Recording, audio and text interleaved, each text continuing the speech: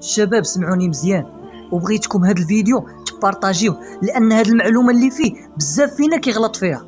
حنا كلنا كنعرفوا ان ليله القدر الاجر ديالها كبير عند الله عز وجل، والمثابه ديالها هي من خير الليالي في السنه. وكلنا كنعرفوا قول النبي صلى الله عليه وسلم: من قام ليله القدر ايمانا واحتسابا غفر له ما تقدم من ذنبه، يعني غيغفر لي الله كاع الذنوب ديالو اللي دازت. وحاجه اخرى قال الله تعالى: خير من 1000 شهر، اي ان العباده في هذه ليله القدر احسن من العباده ديالك في اكثر من 83 سنه. يعني عمرك كامل وانت كتعبد الله الا عبدتيه الله عز وجل في هذه الليله هذه عباده صحيحه وسليمه بنيه صادقه، فالاجر ديالك كبير بزاف. لكن المشكل فين كاين؟